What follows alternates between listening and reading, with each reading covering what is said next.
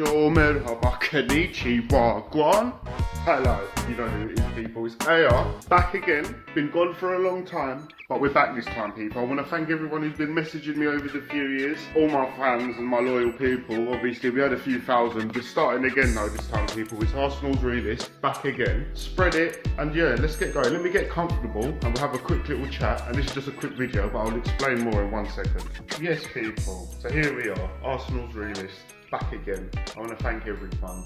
Been missing for a while, and at this moment in time, I can't give you a regular upload day, like every day or every week or whatever it is. I'm just getting settled. I'm trying to figure out a few things, and I'll explain more in the future. But we will be uploading, and yeah, I'm here now, so I want to just jump into it. Say a few. I'm not going to keep this video going too long because I want to get it out there. Let everyone leave some comments for me, and everyone. I want to try and find all my old loyal fans. I want to get you all back.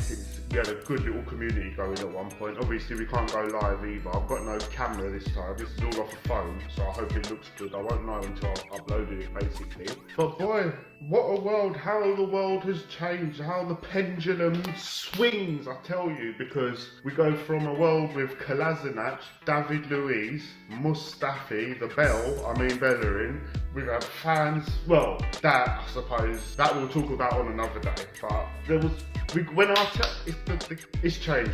We've got a whole different backline, arguably one of the best backlines in the Premier League now. Whether you want to put in Tomiyasu, Saliba, Gabriel, Ben White, a defensive, robust backline, maybe the first time in a long time we've seen a backline in the Premier League actually have 4 defenders rather than wingers. Although we got Zinchenko, Tierney, Tomiyasu when he plays on the right can play as a winger. But I like the sound of that. And if you don't remember, in previous videos on our old channel, we was always talking about the old school 4-4-2. What is wrong with it? What is wrong with getting 4 solid, tall, strong defenders in? Oh, Leno and Ramsdale as well. We've got a lot of videos to do, but we were saying, what is wrong with going old school? Why is everyone trying to be smart and get little 5-foot right backs and left backs in and trying to be technical and tricky their whole career and 38 games in a fucking Premier League season? Rather than, let's get defenders who defend, let's get midfielders who can tie the defence to the forward and actually give us a spine. And we was always talking about these things. Nothing made sense.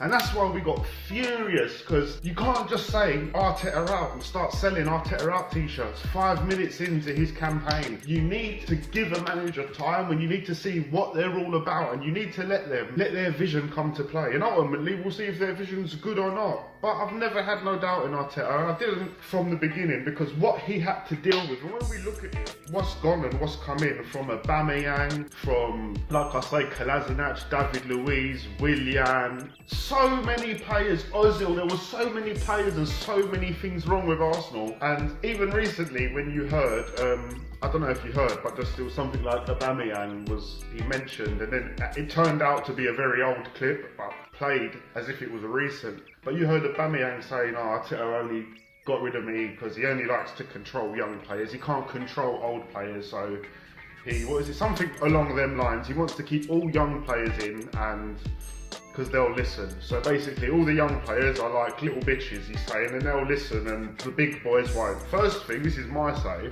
when you've got a manager in any position in life, whether you work in Deliveroo, Uber Eats, McDonald's, Sainsbury's, Tesco, a footballer, a fucking Hollywood star, if there's someone above you and their title says manager, believe it or not, Aubameyang, they're gonna manage you.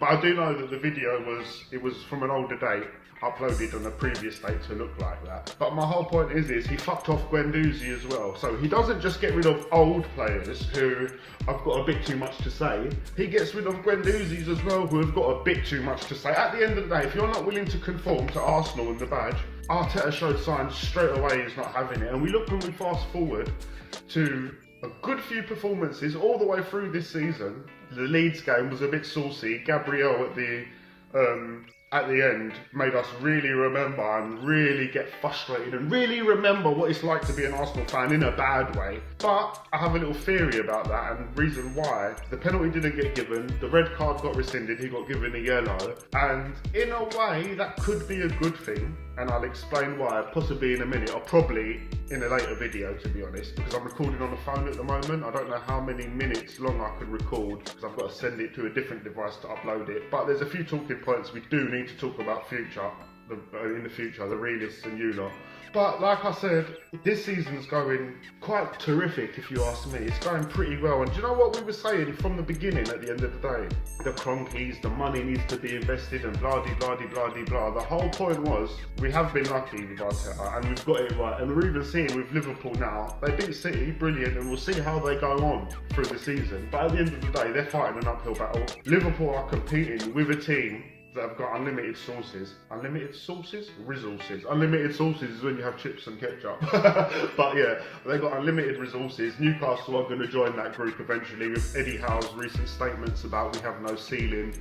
Man United, to be honest, they've spent badly and it's like the team's not gelling and there's a big core problem at United. But again, they almost have unlimited resources. Chelsea, maybe things have changed since Top Bowley, we will see how it goes.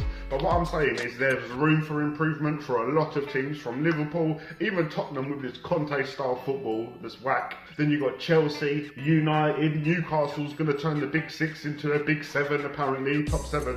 So don't get it twisted, the frustration and Arsenal's financially competing a little bit less than 4 other clubs is all it takes for you to drop out of the top 4. We've seen that for the last however many years, and I'm not going to say we've been lucky. Our team was worth nothing. David Luiz, Kolasinac, Bellerin, Mustafi, Bern Leno, when Xhaka wasn't performing due to the whole team being shit, and we talked about this so much on our level. Stop on our channel. Stop criticising Xhaka. Stop calling him names. Stop being a Bellin, who shall not be named, spreading all these things, calling him a sack of shit and all of this. Well, if you're judging a player that's playing badly in a terrible team and you can't see the reasons why, then you're just a blind fan and you don't know what's going on. We always called it on this channel, and we never knew he would be playing as well as he is. But build the correct team around him and we'll see better. But at the time, no, it wasn't good. We had, who was it? Dani Ceballos, Dennis Suarez. Oh, the light went out. I'm just checking it come back on. But basically, my point here is our team had no value. It wasn't worth a tenner. It was not worth a tenner. But we fast forward and you say, do you know what? Tomiyasu, Saliba, arguably one of the best centre-backs at the moment. Gabriel, he's a bit volatile, but to me he's been brilliant. I wouldn't change it. Ben White is definitely worth the 50 we paid looking at it now. You go into the middle from Odegaard, what was he, about 30 million? He's minimum 60 now. You look at players like Saka and Smith-Rowe. Smith-Rowe maybe not as much, he's not played as much, but definitely he's got value on his name. Saka is minimum 50, 60 million. With the English tax, he's at 80 million already. Martinelli was about £6 for, no seriously, he was about 6 million, 7 million, 8 million was it? He's worth, definitely, he will not be leaving Arsenal for nothing less than tens and tens of millions. Gabriel Jesus, alright, we paid for him, what was it, about the 30 mark? Again for Zinchenko, the 30 mark. I believe with a good bit of football behind them and another season, they'll be worth more than that. Our team is worth money now. So everything's changed. But you know what? I'm going to put a pin in it right there, people. Right there. Because I want to get this uploaded. I want to see what I can do.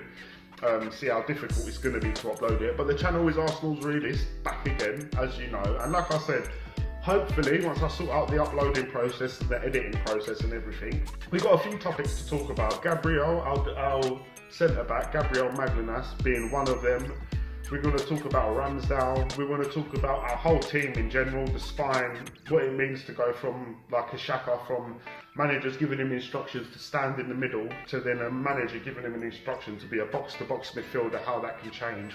And basically, the big one is Arteta. Because we've gone from a lot of people were saying Arteta around, trying to sell Arteta out tops, to look where we are now. We're top of the league, 4 points clear, and I don't see why that has to change anytime soon. People say go to the World Cup. When we come back, things will change, and we'll be covering some of the World Cup. But yeah, go to the World Cup and come back, it could be a whole different scene. We want to talk about how Gary Neville's a hater and keeps hating on Arsenal lately.